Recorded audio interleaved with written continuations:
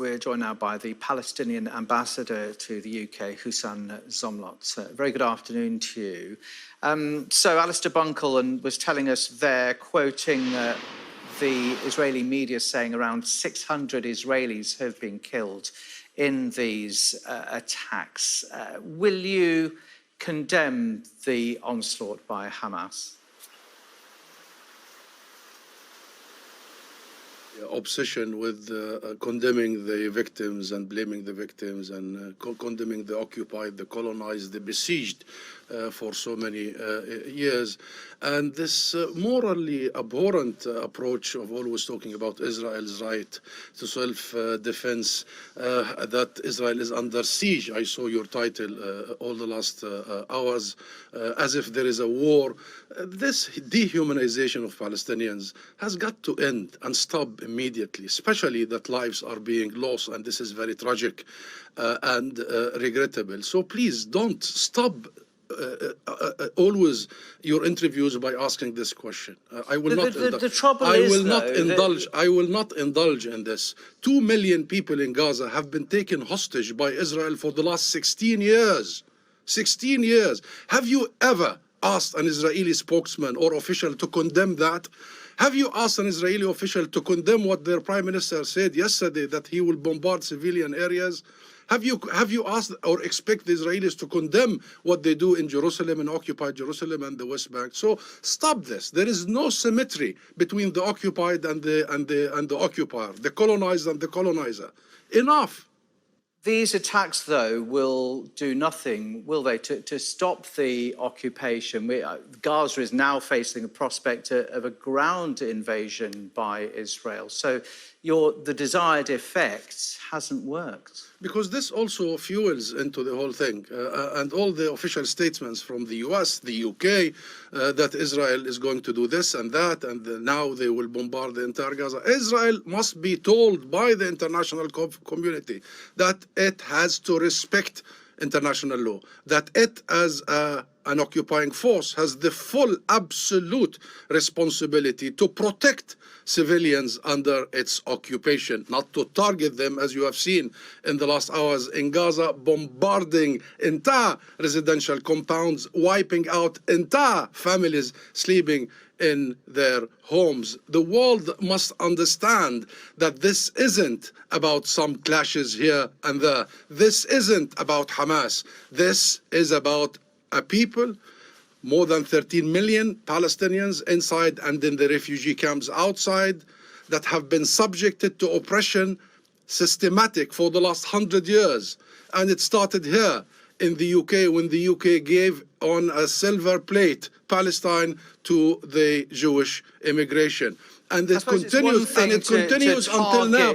It continues, Nick, it continues, this denial that our people are fighting for their lives. Literally, I called my nephew this morning. My sister lives in Gaza. I called her, and then my nephew picked the phone, and he said, "Uncle, you know what? We're dying anyway."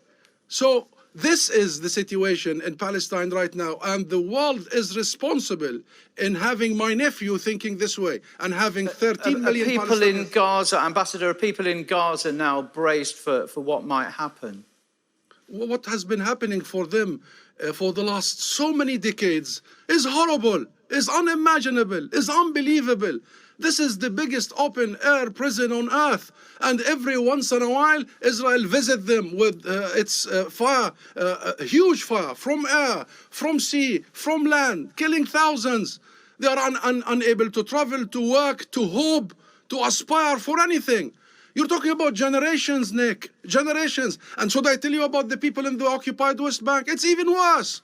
What are they their land is being confiscated. They are now subjected not only to the Israeli army brutality, but to the settler militias in Hawara, in Nablus, in Al-Khalil, Hebron, in, of course, Jerusalem. You've seen what happened in Al-Aqsa Mosque. You've seen the spitting on Palestinian Christian worshippers only last week. This is a system of racial domination on the top of a military occupation, compounded by colonization. Pure racism. The Palestinian people have the right to defend themselves. Ambassador, let's turn to what we have the right to shout out, and we have the right to say enough.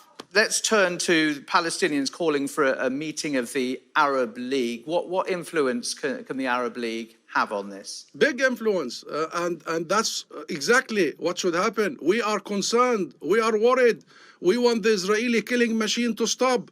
We know who's in government in Israel now. We know the likes of Netanyahu, Ben Gvir, Smotrich. Those are supremacists. Those are capable of committing genocide, Nick. Genocide. And that's what they are preparing for. So we need wisdom, we need statesmanship, and we need the international community, starting with the Arab League. So we are looking forward to the Security Council to enforce international law equally. Israel has grown for 75 years accustomed to the fact that it is the exception to the rule, that it is above the law, that it has complete immunity granted by the US, by the UK, and the rest of the West. This is about time that we learn the lessons and we stop repeating the mistakes and we stop dehumanizing the Palestinian people. We are a people under oppression. We seek freedom. We seek independence and sovereignty. We seek to take back our land. Israel must just get out. They're not going to get out, as you put it, yet. This is going to go on for a long time, isn't it? You asked me about the Security Council. The Security Council decided 56 years ago in 1967 that Israel has got to leave now, immediately.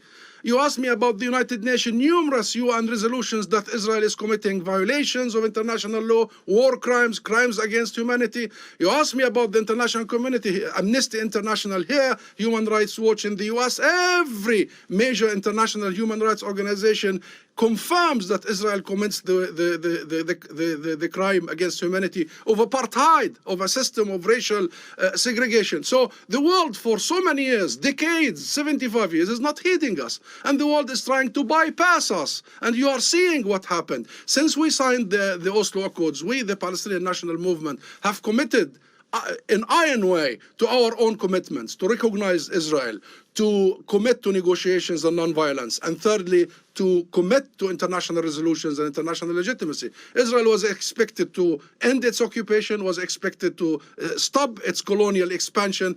It has never done so one time since we signed 30 years ago. Every day there is a new settlement. Every day there is a new expansion. And the world has failed Ambassador, miserably. We'll have to leave it there. Time is against us. Last sentence. This is an opportunity. This is an opportunity for the world to wake up and resolve this issue that will be the beginning of stability in the region and worldwide.